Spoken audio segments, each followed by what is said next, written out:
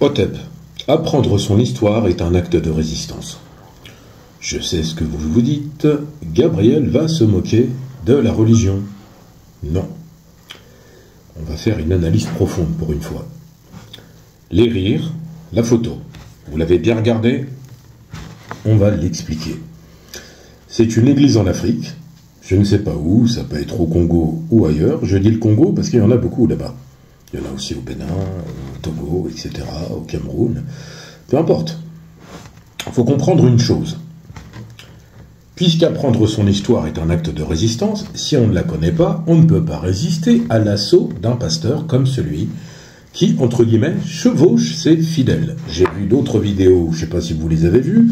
Il y en a un qui bénissait ses fidèles avec du Coca-Cola, un autre, et ça vous l'avez vu, c'est obligatoire, on l'a tous vu, un autre qui demandait aux fidèles d'aller manger de l'herbe dans un champ, d'aller prendre de l'herbe, de brouter de l'herbe, et ils l'ont fait. Après, on ne va pas mentionner ceux qui font des attouchements pour faire des pseudo-exorcismes. Passons. La question est la suivante. Si on ne sait pas comment ces religions sont arrivées sur le continent, on ne peut pas avoir conscience de cette image. C'est la première chose.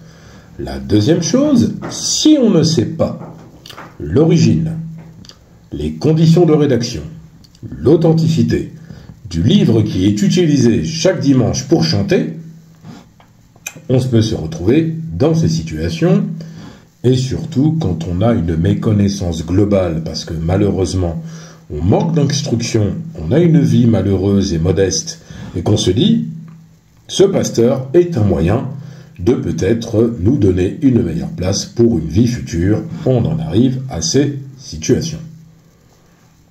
Pourtant, si on se réfère à des points bibliques, si tu es chrétien, que tu regardes cette vidéo, tu connais certainement Jésus et les marchands du temple. Faisons une allégorie. Que ferait Jésus dans cette situation?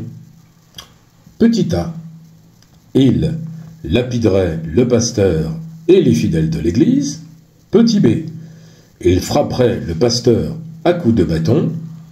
Petit c, et il s'associerait avec lui pour monter une holding permettant d'avoir encore plus de fidèles. Répondez en commentaire. J'ai une petite idée de la réponse. Néanmoins, il faut comprendre ceci. Il ne s'agit pas de remettre en question la foi des uns et des autres. Vous croyez en ce que vous voulez. Vous savez, j'ai envie de vous dire, celui qui croit, par exemple, que le Père Noël existe quand il est enfant, il n'y croit plus à partir du moment où, regardez bien, il a la prise de conscience que ce n'est pas possible qu'un bonhomme habillé de rouge puisse venir à la maison lui offrir des cadeaux puisqu'il a accompagné son père, ou alors que lui-même est devenu père et lui-même va acheter des cadeaux. Il y a aussi une deuxième dimension. Quand il prend conscience que ce n'est pas possible que ce même bonhomme rouge puisse s'introduire chez lui parce qu'il n'a pas de cheminée et qu'il vit dans une barre d'immeuble, oui. Puis après, surtout, il y a la révélation des adultes. Parce que des fois, il n'y a pas de cadeau, alors on commence à incriminer le Père Noël.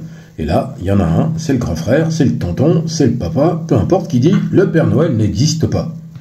On accepte cette idée qu'il n'existe pas. Mais pourtant, toute notre enfance, on y a cru à ce Père Noël.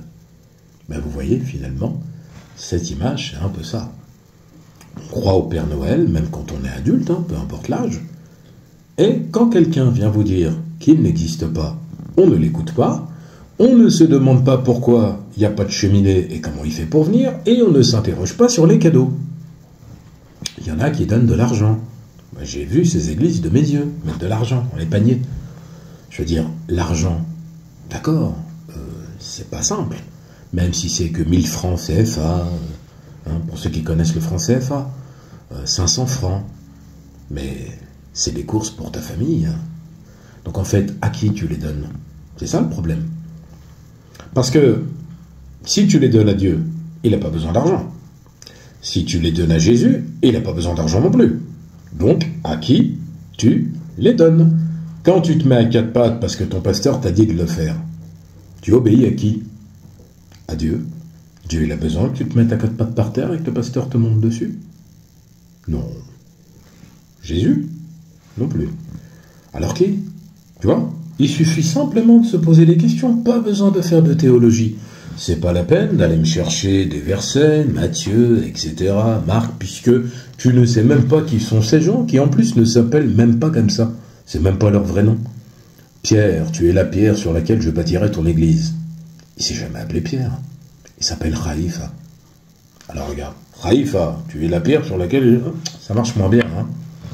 En tout cas, si vous ne prenez pas conscience rapidement que la manipulation des foules, ça passe d'abord par la manipulation par des écrits et la manipulation dans la tête, vous n'allez pas vous en sortir. Hein. Parce que j'ai envie de vous dire, dans l'absolu, si vous vivez la vie que vous devez vivre sans nécessairement donner de l'argent à ces pasteurs-là et tous ces imposteurs, qu'est-ce qui va vous arriver? Vous allez aller dans la tombe tous les deux. Là, vous arrivez quoi de pire? Vous croyez qu'il y a un tribunal céleste dans lequel on va vous dire « Tu n'as pas donné l'argent au pasteur, le lac de feu !» Posez-vous les bonnes questions. Likez, partagez, abonnez-vous. Merci.